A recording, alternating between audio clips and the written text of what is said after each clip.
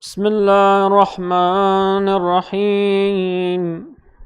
اللهم إني أفتتح الثناء بحمدك، وأنت مسدد للصواب بمنك، وأيقنت أنك أنت أرحم الراحمين في موضع العفو والرحمة، وأشد المعاقبين في موضع النكول والنقمة، وأعظم المتجبرين في موضع الكبرياء والعظمة.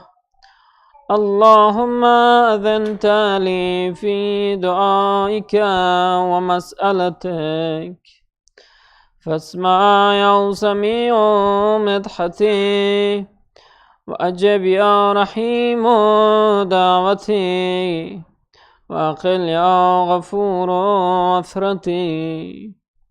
فكم يا إلهي من كربة قد فرجتها،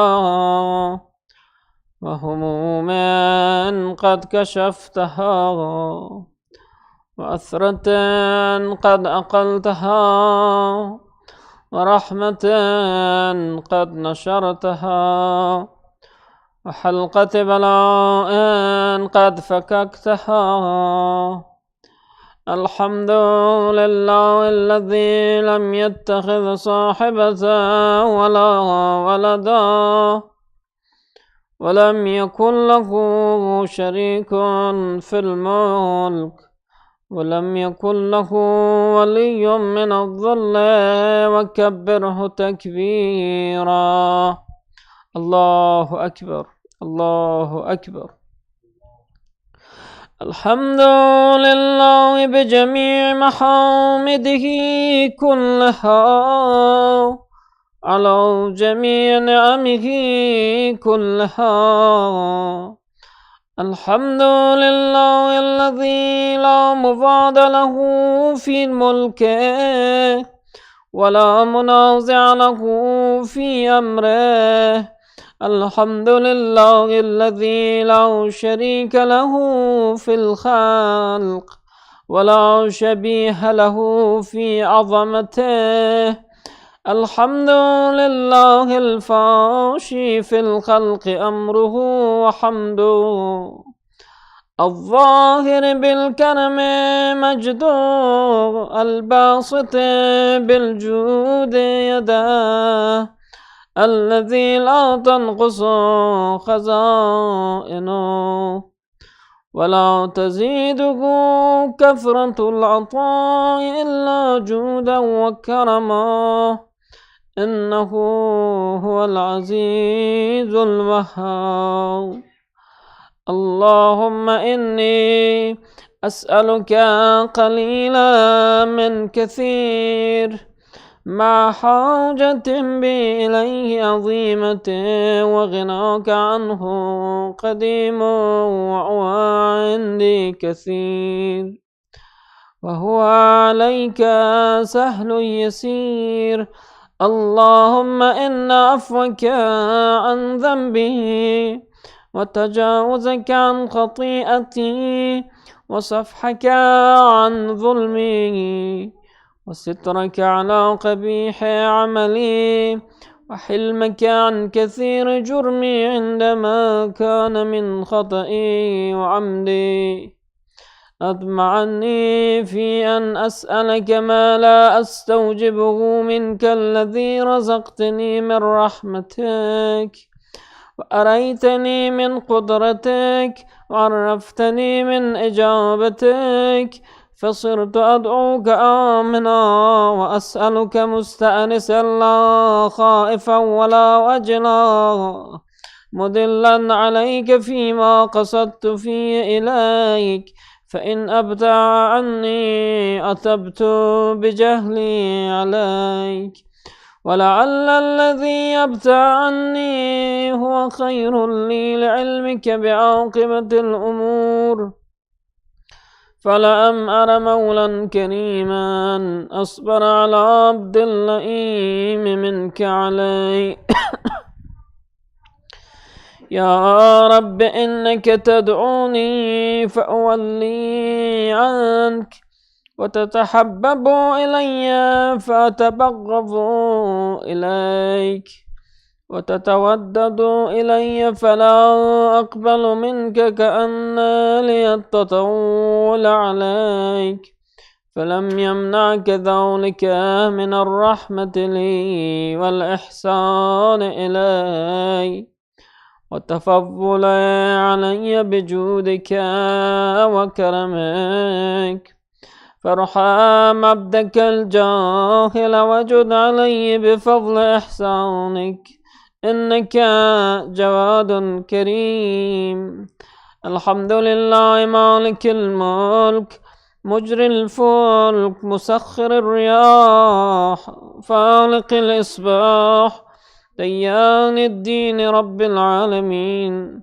الحمد لله على حلمه بعد علمه، والحمد لله على عفوه بعد قدرته، والحمد لله على طول آناته في غضبه، وهو قادر على ما يريد.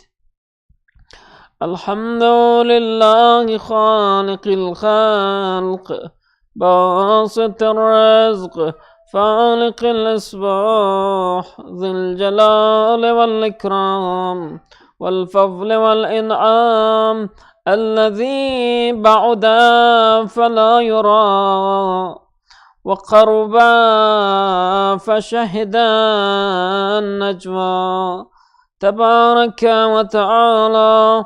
الحمد لله الذي ليس له منازع يعادله، ولا شبيه يشاكله، ولا ظهير يعوضه، قهر بعزته الأعزاء وتواضع لعظمته العظماء، فبلغ بقدرته ما يشاء. الحمد لله الذي يجيبني حين أنادي، ويستر علي كل عورة وأنا أعصيه، ويعظم النعمة فلا علي فلا أجازي، فكم من موهبة هنيئة قد أعطاني، وعظيمة مخوفة قد كفاني، وبهجة مونقة قد أراني، فأثني عليه حامدا وأذكره مسبحا. الحمد لله الذي لا يهتك حجابه، ولا يغلق بابه، ولا يرد سائله، ولا يخيب آمله. الحمد لله الذي يؤمن الخائفين وينجي الصالحين، ويرفع المستضعفين ويضع المستكبرين، ويهلك ملوكا ويستخلف آخرين. والحمد لله قاصم الجبارين مبير الظالمين مدرك الهاربين نكال الظالمين صريخ المستصرخين موضع حاجات الطالبين معتمد المؤمنين. الحمد لله الذي من خشيته ترعد السماء وسكانها، وترجف الأرض وعمارها، وتموج البحار ومن يسبح في غمراتها. الحمد لله الذي هدانا لهذا وما كنا لنهتدي لولا أن هدانا الله. الحمد لله الذي يخلق ولم يخلق، ويرزق ولا يرزق، ويطعم ولا يطعم، ويميت الأحياء ويحيي الموتى، وهو حي لا يموت، بيده الخير وهو على كل شيء قدير. اللهم صل على محمد عبدك ورسولك وأمينك وصفيك وحبيبك وخيرتك من خلقك وحافظ سرك ومبلغ رسالاتك، أفضل وأحسن وأجمل وأكمل وأزكى وأنمى وأطيب وأطهر وأسنى، وأكثر ما صليت وباركت وترحمت وتحننت وسلمت على أحد من عبادك وأنبيائك ورسلك وصفوتك وأهل الكرامة عليك من خلقك. اللهم وصل على علي أمير المؤمنين ووصي رسول رب العالمين، عبدك ووليك وأخي رسولك وحجتك على خلقك وآيتك الكبرى والنبأ العظيم. وصل على صديقة الطاهرة فاطمة سيدة النساء العالمين، وصل على سبطي الرحمة وإمامي الهدى الحسن والحسين سيدي شباب أهل الجنة، وصل على أئمة المسلمين علي بن الحسين ومحمد بن علي وجعفر بن محمد وموسى بن جعفر وعلي بن موسى ومحمد بن علي وعلي بن محمد والحسن بن علي والخلف الهادي المهدي، حججك على عبادك وأمنائك في بلادك صلاة كثيرة دائمة. اللهم وصل على ولي أمرك القائم المؤمل والعدل المنتظر، وحفه بملائكة المقربين، وأيده بروح القدس يا رب العالمين. اللهم اجعله الداعي إلى كتابك والقائم بدينك، استخلفه في الأرض كما استخلفت الذين من قبله، مكن له دينه الذي ارتضيته له، أبدله من بعد خوفه أمنا، يعبدك لا يشرك بك شيئا. اللهم أعزه وأعزز به، وانصره وانتصر به، وانصره نصرا عزيزا، وافتح له فتحا يسيرا، واجعل له من لدنك سلطانا نصيرا. اللهم أظهر به دينك وسنة نبيك حتى لا يستخفي بشيء من الحق مخافة أحد من الخلق. اللهم إنا نرغب إليك في دولة كريمة تعز بها الإسلام وأهلها، وتذل بها النفاق وأهلها، وتجعلنا فيها من الدعاة إلى طاعتك والقادة إلى سبيلك، وترزقنا بها كرامة الدنيا والآخرة. اللهم ما عرفتنا من الحق فحملنا، وما قصرنا عنه فبلغنا. اللهم المم به شعثنا، واشعب به صدعنا، وارتق به فتقنا، وكثر به قلتنا، وأعزز به ذلتنا، وأغن به عائلنا، واقض به عن مغرمنا، واجبر به فقرنا، وسد به خلتنا، ويسر به عسرنا، وبيض به وجوهنا، وفك به أسرنا، وأنجح به طلبتنا، وأنجز به مواعيدنا واستجب به دعوتنا وأعطنا به سؤلنا وبلغ به من الدنيا والآخرة آمالنا وأعطنا به فوق رغبتنا يا خير المسؤولين وأوسع المعطين. اشف به صدورنا وأذهب به غيظ قلوبنا واهدنا به لما اختلف فيه من الحق بإذنك إنك تهدي من تشاء إلى صراط مستقيم. وانصرنا به على عدوك وعدونا إلى الحق آمين. اللهم إنا نشكو إليك فقد نبينا صلواتك عليه وآله وغيبة ولينا وكثرة عدونا وقلة عددنا وشدة الفتن بنا وتظاهر الزمان علينا. فصل على محمد وآله وأعنا على ذلك بفتح منك تعجل وبضر تكشف ونصر تعز وسلطان حق تظهر ورحمة منك تجللنا وعافية منك تلبسناها برحمتك يا أرحم الراحمين. اللهم صل على محمد وعلى محمد. بسم الله الرحمن الرحيم. اللهم إني أسألك أن تجعل فيما تقضي وتقدر من الأمر المحسوم في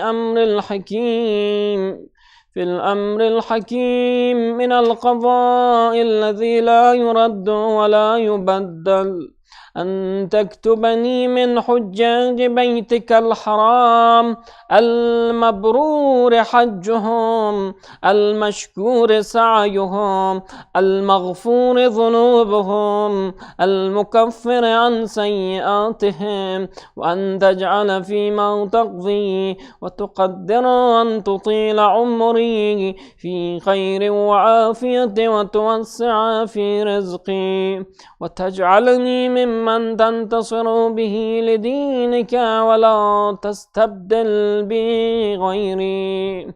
اللهم برحمتك في الصالحين فادخلنا وفي عليين فارفعنا وبكأس من معين من عين سلسبيل فاسقنا ومن الحور العين برحمتك فزوجنا ومن الولدان المخلدين كأنهم لؤلؤ مكنون فأخدمنا ومن ثمار الجنة ولحوم الطير فأطعمنا ومن ثياب سندس والحرير والاستبرق فألبسنا وليلة القدر وحج بيتك الحرام وقتلا في سبيلك فوفق لنا وصالح الدعاء والمسألة فاستجب لنا.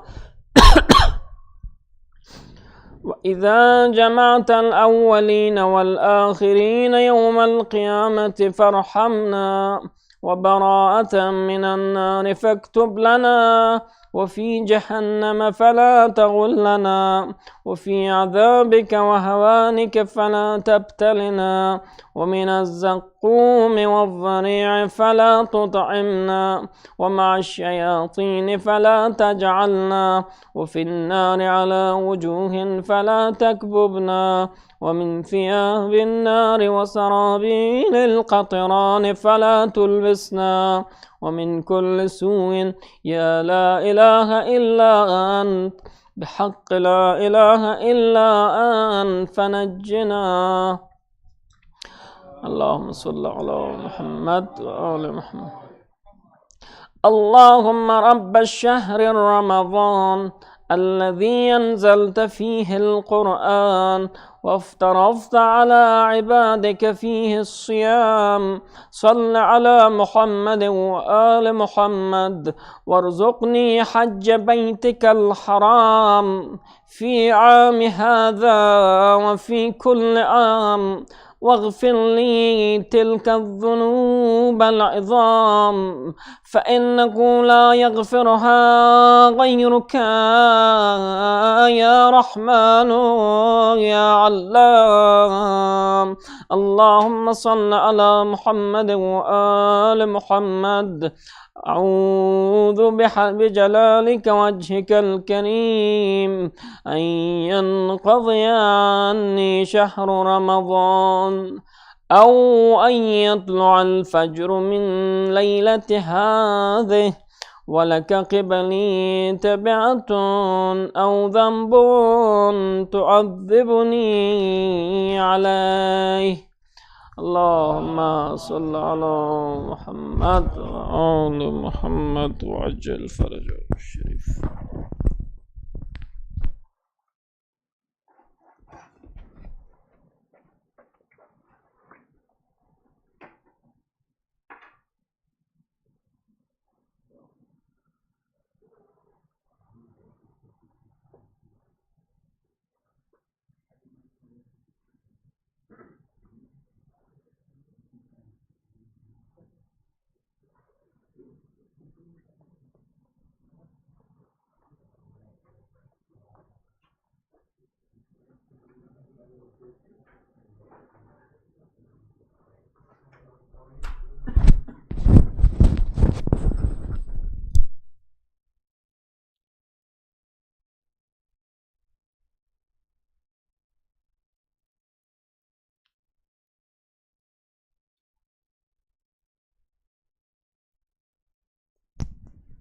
Assalamu alaikum everyone.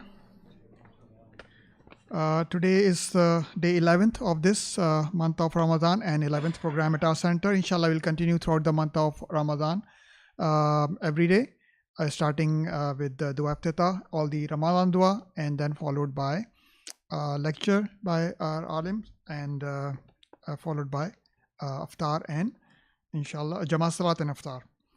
Tonight we have Dr. Liaqat Daqi with us. Inshallah, he will deliver the lecture and also stay with us after iftar for a youth lecture. So do stay with us afterwards, and inshallah, there will be interactive Q&A session with the youth after the iftar. Couple of more things just to remind. Tomorrow program will continue. We'll start with 7:15 from tomorrow onwards, inshallah. On coming Thursday, it's the 15th of Ramadan, which is the Wiladat anniversary of Imam Hassan al-Mujtaba alayhi salam. Allahumma salli ala Muhammad wa ali Muhammad. Inshallah, we'll start the program at 7 o'clock with the usual recitation, and then followed by the Maulud lecture by Rasul Alim Maulana Sayyid Saikur Hussain as usual. And Friday we'll have the iftar program followed by games night. So that will resume from next Friday. Last Friday was a Shab of 10th, so that's why we didn't do that. Inshallah, we'll continue that. Again, a reminder for the Eco Kit. I suggest encouraging if you can bring your own dinnerware, or if you can, if you like to purchase, we have those Eco Kits available. I've been displaying them every day. So if anyone interested in those, it's like a pack of plates, cutlery, mug, and for water, glass of water, and also there's a mug and a cutlery set also. Anyone interested in that can contact myself or anyone in the management. If you have pre-ordered at ISAJ website, we have received it here, so you can contact myself and I can give it to you as soon as after the program or before the iftar, inshallah. Request for Surah Fatiha for the sponsor of tonight's iftar, and especially those who have requested. For Sakina, Shafan, Jafar, Talib, Marhumin of Khadim family, Al-Ansari family, and lover of all Amirul Mu'mineen alayhi salam.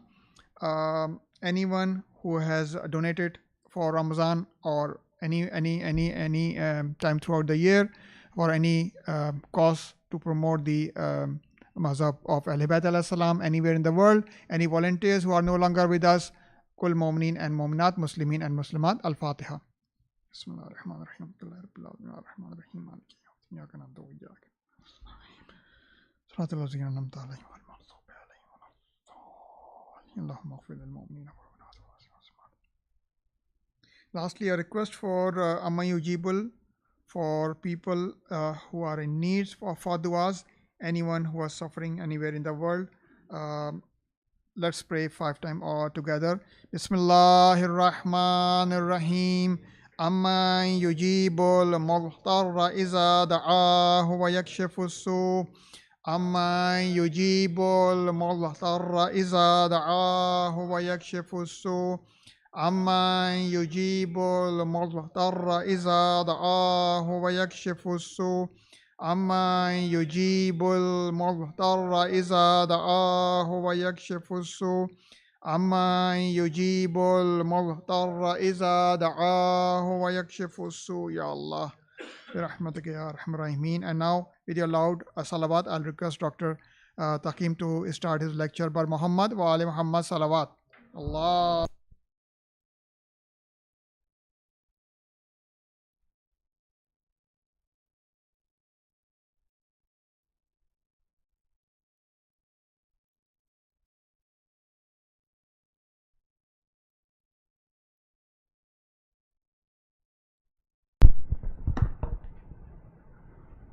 أعوذ بالله من الشيطان الرجيم بسم الله الرحمن الرحيم الحمد لله رب العالمين والصلاة والسلام على أشرف الأنبياء والمرسلين خاتم النبيين رحمة للعالمين بالقاسم محمد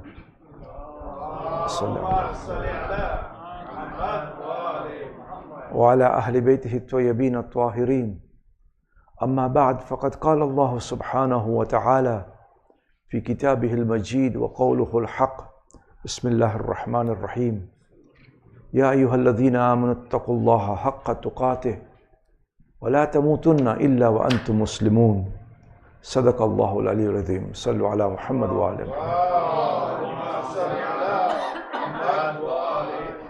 السلام عليكم ورحمة الله. It's a pleasure always to come here and to share a few thoughts with you. When we talk of the word Islam, we generally think of an institutionalized 7th century religion that we all follow. But we also must understand that words change meanings, and that a particular word which may have been used in one particular context, through time it changes meaning. In the Quran itself, the word Islam does not mean so much as an institutionalized 7th century religion, as much as an act of submission to the will of Allah subhanahu wa ta'ala. In other words, it's not a religion as much as what is called in Arabic masdar. Masdar means a verbal noun. A verbal noun is an act of doing something. In other words, eating, speaking, sleeping. This is an act of doing something. So Islam is, if you like, Islaming. In other words, the act of submission to the will of Allah subhanahu wa ta'ala. When you look at it in that way, then it gives a completely different understanding of Islam. Islam is not something that you have as much as something that you do. It's not a religion that you belong to as much as a personal engagement with Allah subhanahu wa ta'ala. So that makes it a very dynamic concept. The way that the Quran uses the word Muslim, for example, you and me understand the word Muslim as somebody who submits to the 7th century religion. But that's not how the way the Quran uses the word Muslim. The Quran uses the word Muslim as, again, as an act of submission. Anybody who submits to the will of Allah subhanahu wa ta'ala is a Muslim, not necessarily one who follows the 7th century religion. And therefore you will recall that when the magicians of Fir'aun, you remember the story of Pharaoh or Fir'aun and the magicians, when they were about to be killed by Fir'aun because they accepted the Lord of Musa and Harun. They recite a particular dua which is recorded in the Quran Israel. When Fir'aun tells them that you dare believe without my permission, لَأَقْتِيَنَّ أَيْدِيَكُمْ وَأَرْجُلَكُمْ مِنْ خِلَافٍ وَلَوْصَلِّبَنَّكُمْ أَجْمَعِينَ. I will cut your hands and your feet from opposite sides, and I will most certainly crucify you. The Pharaoh or Fir'aun is telling his magicians that I will most certainly crucify you. At that time, these magicians who have now accepted the Lord of Musa and Harun, they recited dua. رَبَّنَا أَفْرِغْ عَلَيْنَا صَبْرًا وَتَوَفَّنَا مُسْلِمِينَ. Ya Allah, grant us patience and make us die as Muslims. We're talking of whom? The magicians of Fir'aun. Over 1,000 years before the coming of Islam, the way that you and me understand it. In other words, Muslim is used as the act of submission. Similarly, in chapter 72, you might not want to read it at night, chapter 72, because it's called the Surah of Jinn, the chapter of Jinn. It was revealed in Makkah. There is actually a Masjid al-Jinn. If you go to Makkah near Janatul Mu'alla, very close to it is Masjid al-Jinn. Now, it doesn't mean that the jinn go and pray there. It means that's where the chapter of jinn was revealed. Okay, so some people think we can't go into the mosque because the jinns are in there. No, it's called Masjid al-Jinn because the chapter of jinn, chapter 72 in the Quran, was revealed at that place. In any case, then, in this particular chapter, there is a verse in which the jinns, having heard the Quran, they say, وَمِنَّا الْمُسْلِمُونَ وَمِنَّا الْقَاسِتُونَ. Amongst us, jinns are those who are Muslims, and amongst us are those who are swerving away, deviating away. Now, that doesn't mean that there are Muslim jinns and Buddhist jinns and Hindu jinns. It means that amongst us are those who have submitted to the will of Allah subhanahu wa ta'ala. Do you understand how the Quran is using the word Islam and Muslims here? So Islam is not something that you talk about. Islam in the Quran is something that you engage in. Interestingly, in the Quran, the word Islam is not used as much as the word Iman or faith. Because faith, Islam is only the first step. The submission to Allah is only the first step.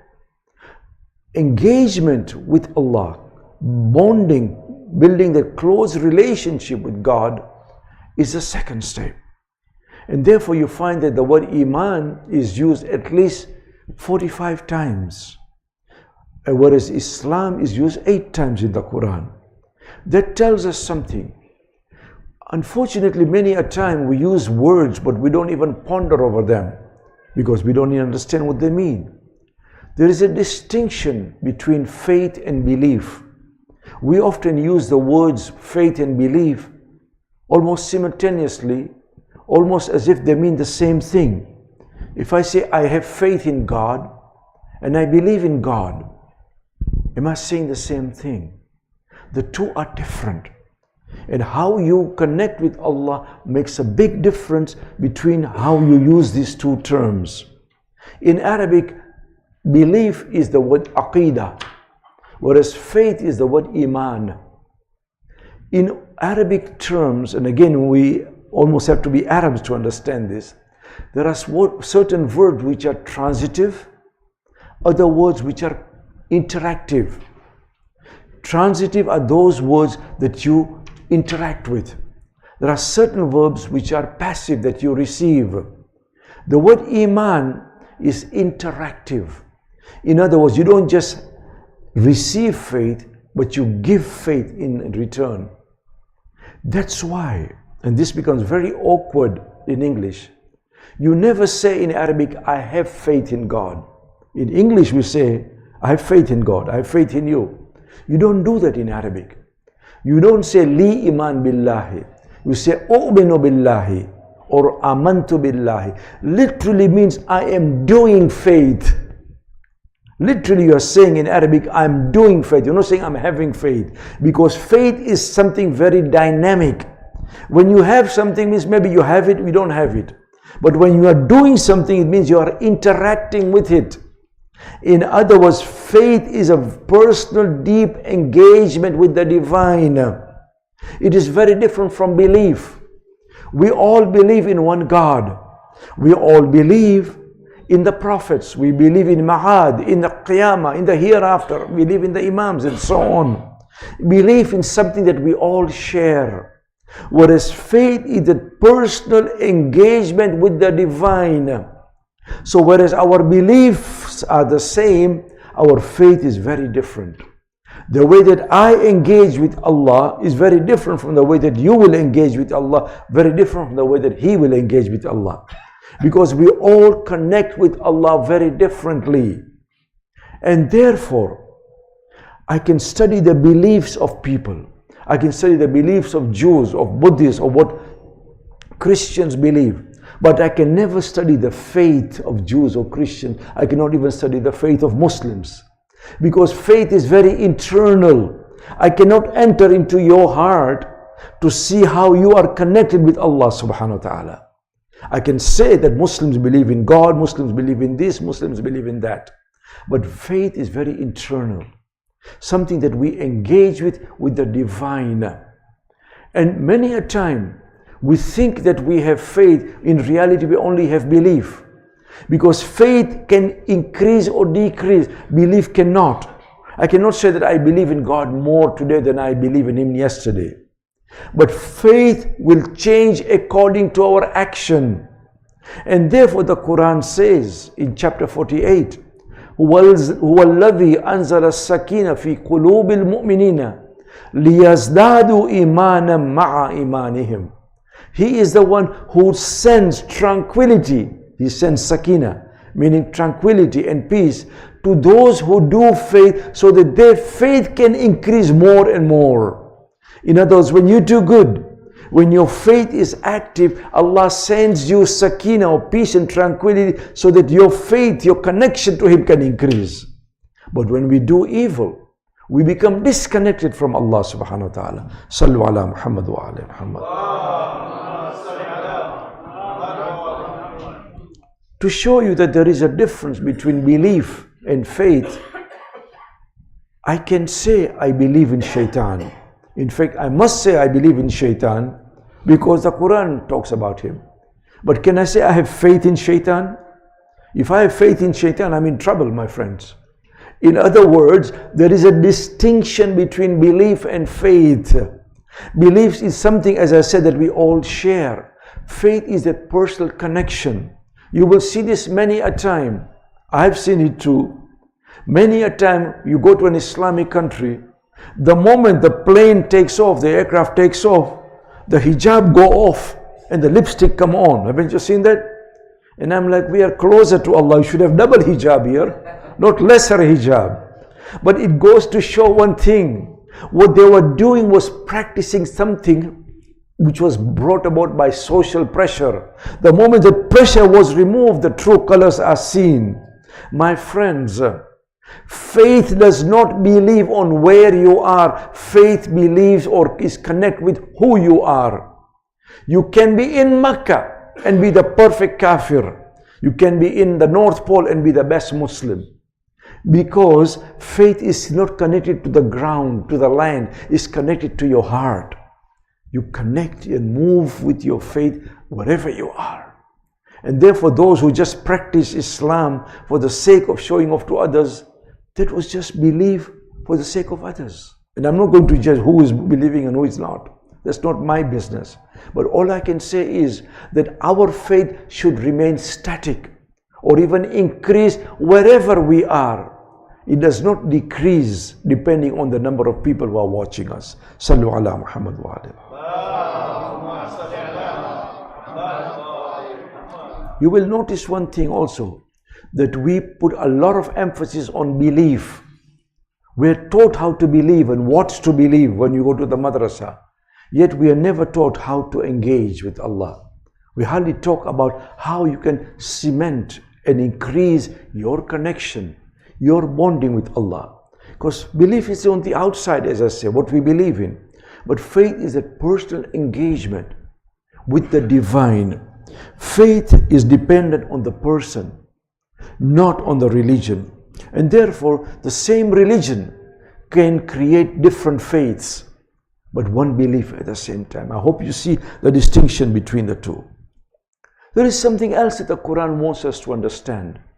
Faith is not only connected with how we engage with Allah, but faith is also connected with how we engage with our fellow human beings.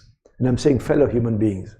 And therefore, almost invariably, when the Quran says, وَالَّذِينَ آمَنُوا وَعَمِلُوا الصَّالِحَاتِ, those who do good deeds. In other words, if you truly are a mu'min, if you truly have faith or are you doing faith, then you will also engage with your fellow human beings in a beautiful way. Not just engage with them, but engage with them in a beautiful way. The Quran goes even further. The Quran is very, very concerned about our actions. وَجَادِلْهُمْ بِالَّتِي هِيَ أَحْسَنُ. The Quran says, when you are talking to, disputing or engaging with non-Muslims, do it in the most beautiful way. It doesn't say in a beautiful way, the best possible way. We are required to do beautiful deeds to others because that is also a reflection of our faith. As I said, faith is not only engaging with Allah, it's also engaging with others. وَأَحْسِنْ كَمَا أَحْسَنَ اللَّهُ إِلَيْكَ, the Quran says. Do beautiful deeds because Allah has put beauty within you. He has made you beautiful. He has given you beautiful characteristics, beautiful virtues, and therefore use those virtues. The more you show compassion to others, the more Allah will show compassion to you. The more you love other human beings, the more Allah will love you too. Sallu ala Muhammad wa ali.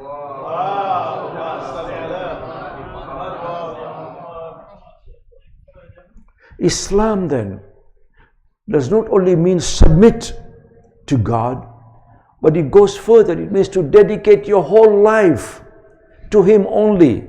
قُلْ إِنَّ الصَّلَاةِ وَنُسُكِي وَمَحْيَايَ وَمَمَاتِي لِلَّهِ رَبِّ الْعَالَمِينَ. Say my prayers, my rituals, my living and my dying are for the sake of Allah only.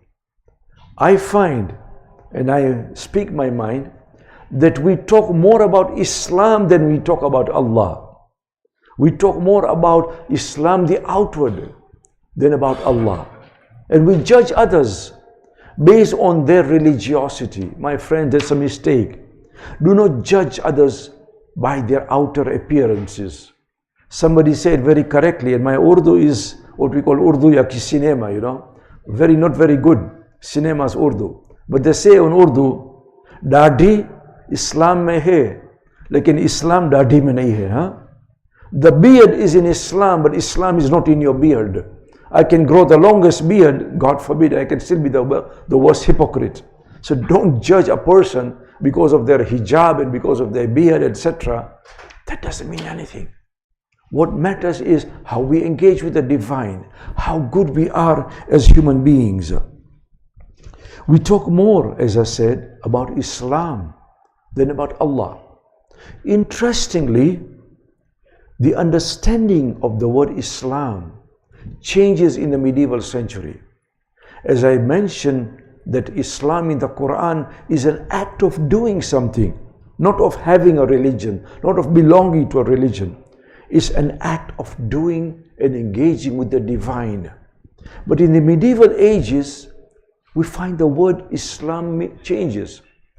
Today, you and me, how many at a time we say, in Islam, we say, Hajj in Islam, women in Islam, men in Islam, economics in Islam, everything is in Islam. Well, I've got some news for you. The Quran never uses the word in Islam, not even once. Because the Quran uses the word Islam as an act. You cannot say, even in English, in eating, in sleeping, in teaching, in speaking. It doesn't make sense, does it? Therefore, fil Islam, the way that you and me use it today, does not appear in the Quran at all. Because our understanding of Islam has changed drastically from what was an engagement with the divine to an institutionalized religion which you belong to or you do not belong to. Therefore, you say Hajj in Islam, women in Islam, economics in Islam. That doesn't appear in the Quran at all. And the worst part is this. If we can talk about in Islam, we can also talk about out of Islam too. We like to think of ourselves that we are in Islam and those who don't agree with us are out of Islam. The way that fundamentalists think, I'm not saying that we think like that, but fundamentalists, those who are very narrow-minded and think that only their way of thinking is correct and everybody else is wrong, for them, if you don't believe like them, you are out of Islam. If you're out of Islam, you're going to go to hell. And if you're going to go to hell, they will do you a big favor and send you there faster. Huh? That's their warped way of understanding Islam. That is either my way or the highway. And if it's the highway, it's the 401 one way. You don't come back. That is their very wrong misconception of the word Islam and of Iman. Because as I said, they have changed the meaning. Because when you use the word Iman or Islam in Islam, then they engage in what is called takfir. Takfir means declaring others as non-Muslims, to declare others as kafirs. And again, we're not allowed to do that, by the way. In the Quran, Allah tells the Prophet himself, فَإِنَّمَا عَلَيْكَ الْبَلَاغِ وَعَلَيْنَا الْحِسَابِ. Upon you, O Prophet, is to deliver the message. We will do the accounting. We meaning Allah. In other words, even the Prophet could not do the accounting. But we Muslims have got it slightly wrong. We tell Allah, you deliver your message, we will do the accounting for you. We will decide who's going to go to heaven and hell. That we cannot do. Because we cannot enter the hearts of people. We cannot understand how they engage with the divine. But this takfir is a way of compliance, of actually dominating others in the name of religion. There is such a thing called religious dictatorship, by the way. Religious autocracy, whereby people dominate and force their views on others in the name of Islam. Haven't you seen that? Haven't you seen people, the Crusades, who came and attacked Jerusalem in the 11th century, in whose name were they doing it? In the name of Jesus. They kill human beings, they kill Muslims, they kill Jews, they kill fellow Christians who did not believe in them in the name of Jesus. That's how religion can be manipulated and can be misused, something which Islam is totally against. Sallu ala Muhammad wa ali.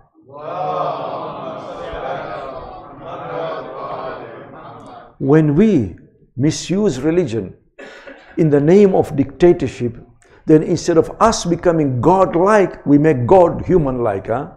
We reduce Islam to do's and don'ts and put everybody else in hell apart from us. Later on, we find in the more modern period, the word Islam goes through more changes. It is now associated with culture. It is associated with the people rather than that act of engaging with the divine. And I'll give you an example, and you will see remarkably how we as Muslims have distorted the word Islam. We have Tarikhul Islam. Haven't you seen history of Islam? Can you ever have the history of eating or the history of sleeping? It doesn't make sense. But now we use so many books which say the history of Islam. When we talk of the history of Islam, my friends, we are not talking of the history of Islam, we are talking of the history of Muslims. How Muslims have lived out Islam. When you hear of, Islamic dress, the word Islamic, by the way, this I see at the end of Islam, is a new phenomenon. Islamic is often connected with a culture of a particular people, nothing to do with the Islam that the Quran brought. Nothing to do with that. Therefore, we are told that burqa is an Islamic dress. Ibaya is an Islamic dress. Burqa is not an Islamic dress, it's an Afghani dress, my friend. Because if it was Islamic dress, all the women all over the world would be wearing burqas. It's only an Afghani dress, or abaya is an Arab dress. Chador is an Iranian dress. For those who come from Africa, bui bui is an African dress. You remember bui bui.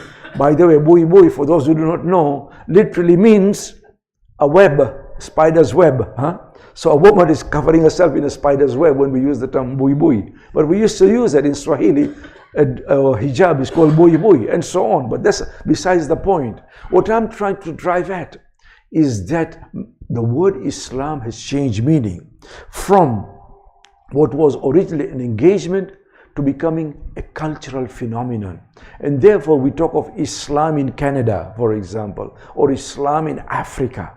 What we are talking about here is not the religion Islam, it's how Muslims live there and express their religion in Canada or in Africa or anywhere else. It is important, my time has run out now, that we should not institutionalize Islam.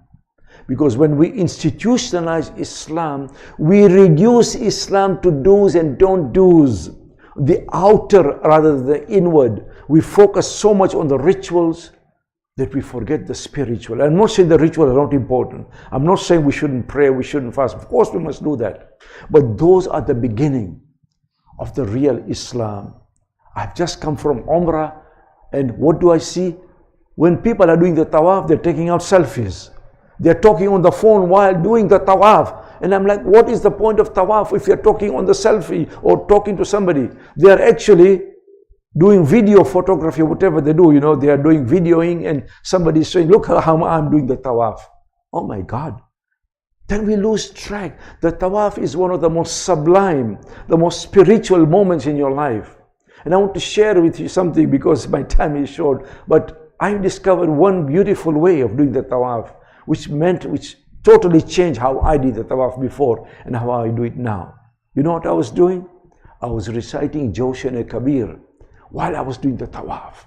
When you recite the names of Allah, when you are invoking Allah while you're doing the tawaf, your tawaf takes a whole completely new meaning. You actually enjoy the tawaf. No longer are you worried about who's pushing you and who's shoving you. You are actually doing it with love and pleasure and complete devotion to the will of Allah subhanahu wa ta'ala. Wassalamu alaikum wa rahmatullahi wa barakatuh.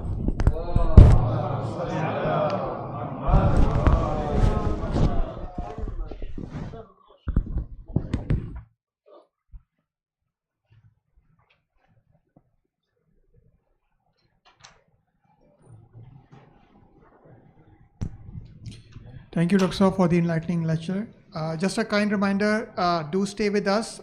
There's a youth interactive session with Dr. Liaquat Taqeem after the iftar. So we'll have a namaz shortly, in about a couple of minutes. And then after that, we'll have iftar. After iftar, there's a session with Dr. Taqeem. Please stay with us. There's a session after iftar. If you want to do wuzu, there's a wuzu on the right side of the exit door. We'll set up the namaz. Par Muhammad wa Ali Muhammad salawat.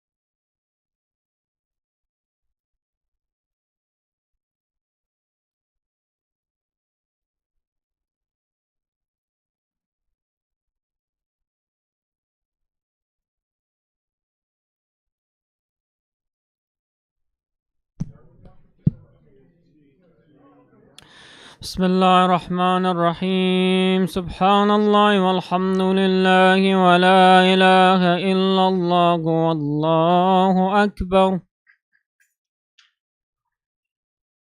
الله أكبر. الله